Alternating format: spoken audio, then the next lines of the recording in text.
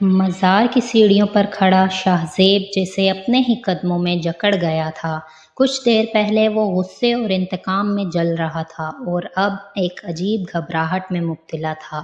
قوالی کی آواز فضا میں گونج رہی تھی، لوگ اسے دھکے دے کر آگے بڑھ رہے تھے، مگر وہ جیسے بے ہوش سا کھڑا تھا۔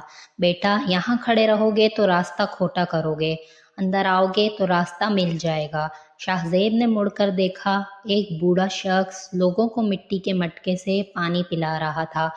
سفید بال، پرسکون آنکھیں اور چہرے پر عجیب سا سکون۔ شاہزیب نے اپنے مہنگے کپڑوں کو دیکھا جن پر مزار کی دھول جم چکی تھی۔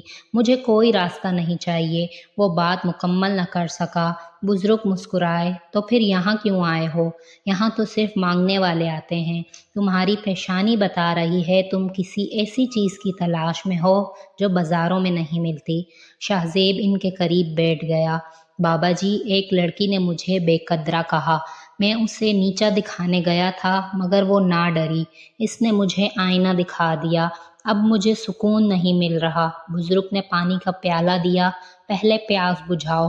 مٹی کا برتن تب تک نہیں ٹوٹتا جب تک اسے ٹکر نہ لگے۔ تمہاری انا کو ٹکر لگی ہے۔ شاہزیب کے ہاتھ کانپ گئے۔ میں کیا کروں؟ دل چاہتا ہے سب کچھ تباہ کر دوں۔ بزرگ نے کہا، تباہ کرنا ہے تو اپنے غرور کو کرو۔ اگر سکون چاہتے ہو تو کل فجر میں یہاں آنا، مگر شاہزیب بن کر نہیں، ایک پیاسا بن کر۔ اگلی صبح فجر کی اذان کے ساتھ شاہزیب مزار پہنچ گیا۔ بزرگ اس کا انتظار کر رہے تھے۔ آ گئے؟ آج سے تمہارا کام ہے لوگوں کو پانی پلانا۔ یہ تمہاری سزا بھی ہے اور علاج بھی۔ شاہزیب نے اپنا کوٹ اتارا اور ایک طرف رکھ دیا۔ اس نے مٹی کا پیالہ اٹھایا اور لوگوں کو پانی پلانا شروع کیا۔ لوگ آتے، پانی پیتے، دعائیں دیتے اور چلے جاتے۔ پہلی بار شاہزیب کو سکون ملا، ایسا سکون جو دولت میں کبھی نہیں ملا تھا۔ اچانک اس کی نظر ایک لڑکی پر پڑی۔ وہ حیا تھی، اپنی ماں کے ساتھ، خاموشی سے مزار کی طرف آ رہی تھی۔ شاہزیب کا دل تیزی سے دھڑکا۔ اس نے فوراً سر پر چادر ڈال لی۔ حیا قریب آئی، اس نے پانی مانگا۔ شاہزیب نے کانپتے ہاتھوں سے اسے پانی دیا۔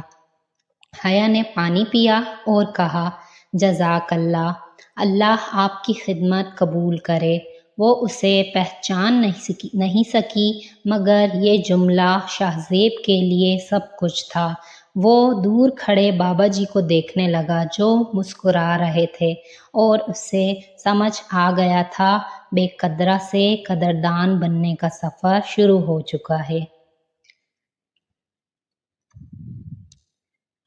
سورج تیز ہو رہا تھا مگر شاہزیب کو گرمی محسوس نہیں ہو رہی تھی۔ اس کے سفید کپڑوں پر مٹی کے دھبے لگ چکے تھے۔ وہ مسلسل لوگوں کو پانی پلا رہا تھا۔ مٹی کے پیالے کی خوشبو اسے عجیب سکون دے رہی تھی۔ بابا جی درخت کے سائے میں بیٹھے اسے دیکھ رہے تھے۔ جب وہ تھک کر بیٹھا تو بابا جی اس کے پاس آئے۔ تھک گئے ہو؟ یہ یا مٹی کا بوجھ ہے یا انا کا؟ شاہزیب نے ہاتھوں کے چھالے دیکھے۔ جسم تھک گیا ہے مگر دل کو سکون ہے۔ پہلی بار کسی کو پانی پلانے میں خوشی محسوس ہو رہی ہے۔ بابا جی مسکرائے، ابھی تو پیاس بجھانا سیکھا ہے، ابھی تڑپنا باقی ہے۔ اچانک کئی گاڑیاں مزار کے باہر رکیں۔ شاہزیب چونک گیا۔ اس کا بھائی حمزہ اور باڈی گارڈز اندر آئے۔ بھائی، یہ کیا کر رہے ہیں آپ؟ پورا شہر باتیں کر رہا ہے، آپ ہماری عزت خاک میں ملا رہے ہیں۔ شاہزیب خاموش رہا، پھر آہستہ سے بولا، عزت مٹی میں ملنے سے نہیں جاتی، عزت تب جاتی ہے جب انسان خود کو خدا سمجھنے لگے۔ حمزہ غصے میں بولا، یہ سب اس لڑکی کی وجہ سے ہے۔ اس نے حیا کی طرف اشارہ کیا۔ حیا نے مڑ کر دیکھا، اس کی نظر شاہزیب پر پڑی۔ وہ چونک گئی۔ یہ وہی شخص تھا مگر آج وہ بدل چکا تھا۔ مٹی میں لپٹا ایک خادم کی طرح کھڑا۔ اس کی آنکھوں میں حیرت آئی مگر وہ خاموش رہی اور آگے بڑھ گئی۔ چلو میرے ساتھ۔ حمزہ نے بازو پکڑا مگر شاہ زیب نے ہاتھ چھڑا لیا۔ میں نہیں جاؤں گا جب تک اندر صاف نہ ہو جائے۔ حمزہ غصے میں چلا گیا۔ جاتے جاتے حیا کو ایک خطرناک نظر دے گیا۔ بابا جی قریب آئے۔ دیکھا، جب تم سچ کے راستے پر آؤ گے تو اپنے ہی رکاوٹ بنیں گے۔ شاہ زیب نے حیا کو دور جاتے دیکھا۔ کیا وہ مجھے معاف کرے گی؟ بابا جی مسکرائے۔ پہلے خالق کو راضی کرو، پھر مخلوق خود راضی ہو جائے گی۔ اس رات شاہ زیب مزار کے کونے میں سجدے میں تھا۔ آنکھوں سے آنسو بہہ رہے تھے۔ وہ جو کبھی نہیں جھکا آج ٹوٹ چکا تھا۔ دوسری طرف حیا کھڑکی سے مزار کو دیکھ رہی تھی۔